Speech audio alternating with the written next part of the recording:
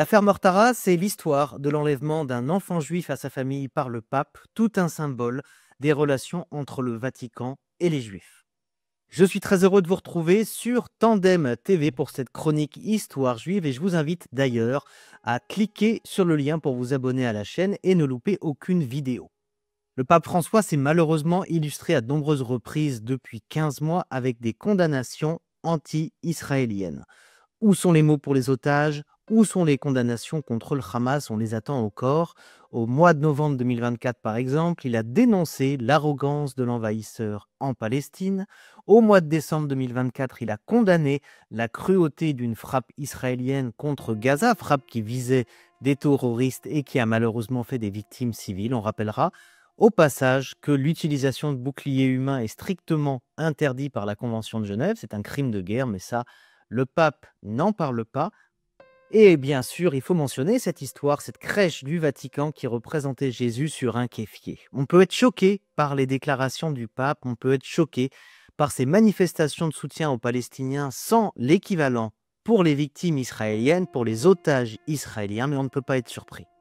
On ne peut pas être surpris parce que la tradition historique des papes est clairement anti-juive et elle est devenue anti-israélienne pour de nombreuses raisons. Peut-être tout simplement pour une seule. Il fallait trouver comment justifier le remplacement de la religion juive par cette nouvelle religion qui était la chrétienté.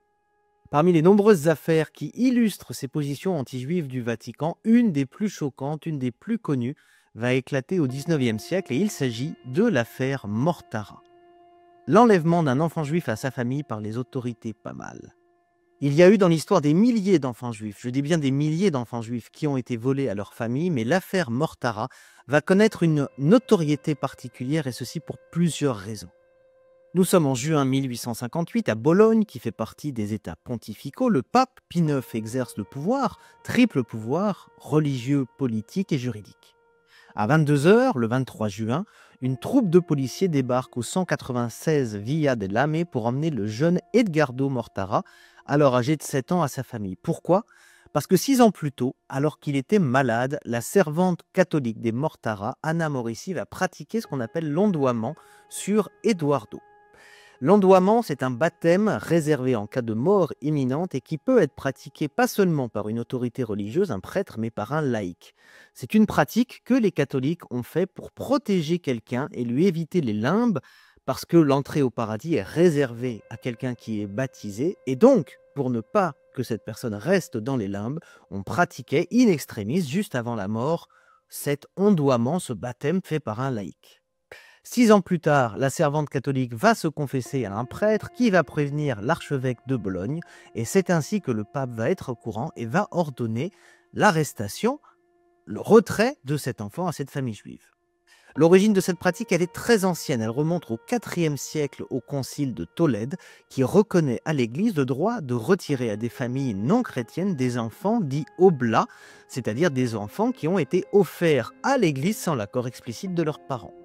Ça va être réaffirmé de nombreuses fois, notamment par une bulle papale de 1747, qui confirme qu'il est illégal de retirer des enfants à leur famille, sauf si un tel enfant a été baptisé ou s'il a subi l'ondoiement, parce que l'Église a alors la responsabilité de faire son éducation. Edgardo est pris à sa famille, il est pris sous la protection du pape Pie IX, il va être officiellement baptisé, placé dans une école des catéchumènes à Rome. C'est cette école qui va former les enfants juifs et musulmans pour qu'ils deviennent de bons chrétiens.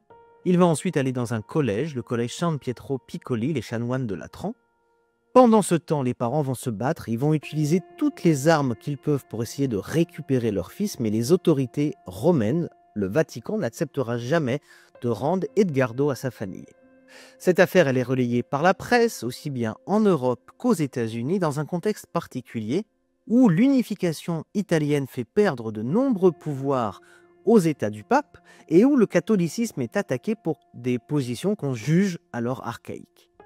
Ces attaques, elles viennent de plusieurs ordres. Elles viennent des protestants qui critiquent et qui condamnent l'Église catholique, mais également d'une gauche anticléricale. En France, on aboutira avec ça, dans cet état d'esprit, à la loi de 1905. Edgardo va étudier ensuite en France, il va être ordonné prêtre, il va prêcher en Europe à la demande de Pie IX et ensuite de Léon XIII, dans 6 langues. Tout au long de leur vie, sa famille, ses parents vont essayer de le récupérer.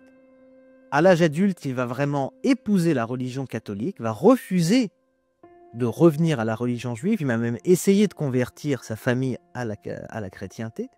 Il va mourir en 1940 dans un monastère en Belgique. L'Église refuse toujours sur ces mêmes principes. L'ondoiement a été pratiqué, ensuite Edgardo a été baptisé.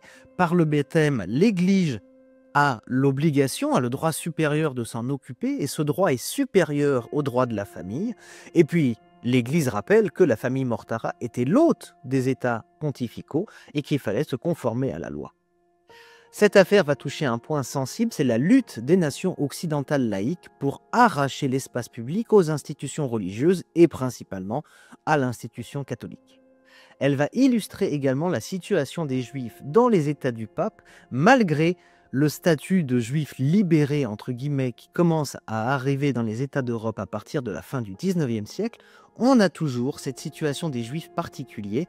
Un Juif peut être kidnappé, peut être enlevé par le pape, par le Vatican, et on ne pourra rien y faire. Aux États-Unis, le New York Times a publié plus de 20 articles sur l'affaire Mortara au mois de décembre 1958. En Grande-Bretagne, le Spectator va présenter cette affaire comme la preuve que les États pontificaux ont le pire des gouvernements du monde, qu'ils ne respectent pas les droits fondamentaux de la famille, que ce gouvernement est cruel. L'affaire Mortara va également représenter un tournant particulier parce qu'elle a symbolisé, pour l'une des premières fois avec l'affaire de Damas dont je vous avais parlé, cette vision des Juifs émancipés et cette idée qu'il faut protéger les Juifs.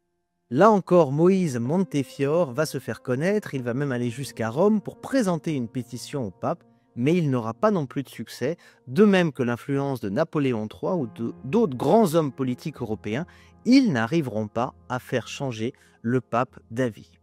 La leçon la plus importante à tirer de cette triste affaire, c'était la nécessité de créer un État juif pour protéger les Juifs, mais surtout et auparavant, un cadre juif pour protéger les Juifs. Et c'est comme ça que va naître cette idée de fonder la Société de l'Alliance israélite universelle, avec comme principe que les Juifs sont responsables les uns des autres, qu'il faut venir en aide à tous les Juifs du bassin méditerranéen contre toutes les attaques qu'ils peuvent subir, aussi bien des attaques du monde musulman que du monde catholique. On va ainsi voir en 1860, juste après le début de cet enlèvement, la naissance de l'Alliance israélite universelle.